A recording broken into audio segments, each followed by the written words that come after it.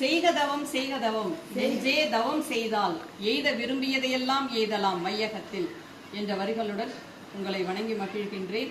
இப்போ நம்ம பார்க்க போகிறது என்ன அப்படின்னா, தமிழ் கலைக்கழகமும் வீத லீடர்ஸ் அமைப்பும் இணைந்து நடத்தக்கூடிய ஒரு நிகழ்ச்சி. இதில் என்னென்னா, போதை இல்லா தமிழகம். இப்போ இந்த போதை கலாச்சாரம் எங்கே பார்த்தாலும் இருக்குது. இப்போ இங்கே இந்த கிராமத்தில் பக்கத்தில் எல்லாம் பார்த்தீங்கன்னா இந்த சாராய கடை இது மட்டும்தான் இருக்குது.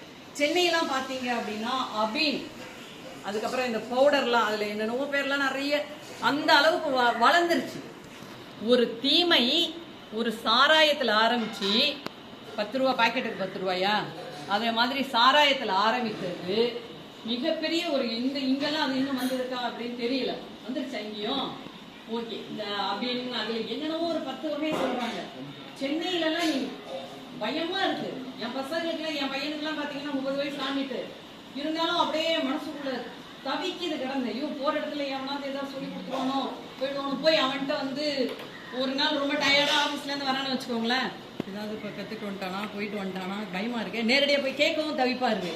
இப்படி ஏதாவது சாப்பிட்டியாப்பான்னு எப்படி கேட்குறதுன்னு தெரியல.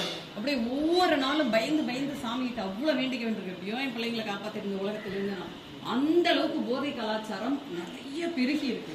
அதுல இருந்து நாம் தப்பிச்சு வெளியில வரணும். ஒண்ணு, நம்ம அதுல இருந்து காப்பாத்திக்கணும் நம்மள.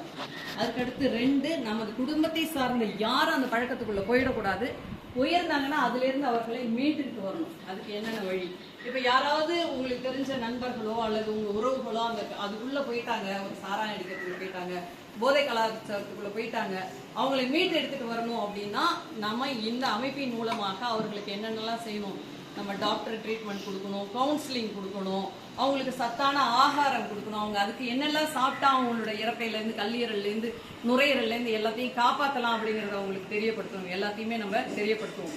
அப்போ நீங்கள் என்ன பண்ணணும் அப்படின்னா, அதுக்குள்ளே யாராவது போதை இதுக்குள்ளே இருந்தாங்க அப்படின்னா அவர்களை நீங்கள் கண்டறிய வேண்டும்.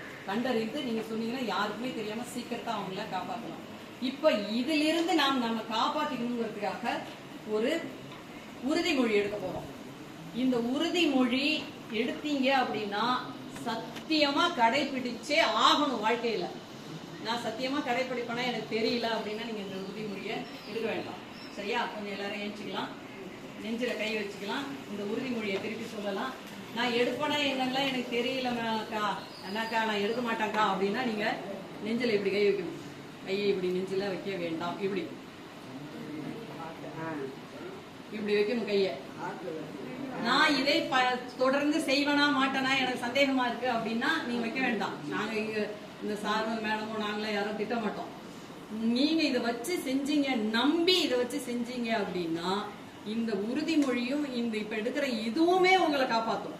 ஒரு அப்பா அம்மா உங்களை கூட இருந்து காப்பாத்துற மாதிரி, இந்த ஆசிரியர்கள் காப்பாத்துற மாதிரி இந்த உறுதிமொழியும் நிச்சயமாக உங்களை காப்பாற்றும். ஓகேவா? யாராவது தமிழ் நல்லா படிப்பீங்களா? யார் படிப்பீங்க? யாராவது ஒருத்தவங்க வாங்க. யாரோ ஒருத்தவங்க சீக்கிரம் வாங்க. தமிழ்டா, பாருங்க. இவனுக்கு ஒரு கிளாப் பண்ணுங்க. எல்லாருக்கும் ஒரு தைரியம் வரணும் போகணுங்கிறதுக்காக தான் அவங்களை வந்து ஊக்குவிக்கிறோம். நெஞ்சு வச்சுக்கிறேன். ஐயா, போதைப் பொருள் விழிப்புணர்வு உறுதிமொழி.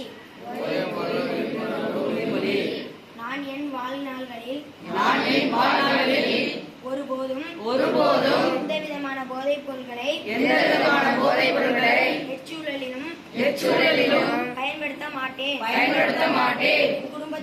என் குடும்பத்தையும் சுற்றுப்புறத்தையும் போதையின் பிடியில் இருந்து பாதுகாப்பதற்கு முயற்சி செய்வேன். சாமானிய மக்களின் ஒற்றுமையோடும் தலைமைத்துவ பண்பாடும் போதை இல்லாத ஆரோக்கியமான சமுதாயத்தை உருவாக்க பாடுபடுவேன். போதைக்கு எதிரான வலிமையான விழிப்புணர்வை மக்களிடம் கொண்டு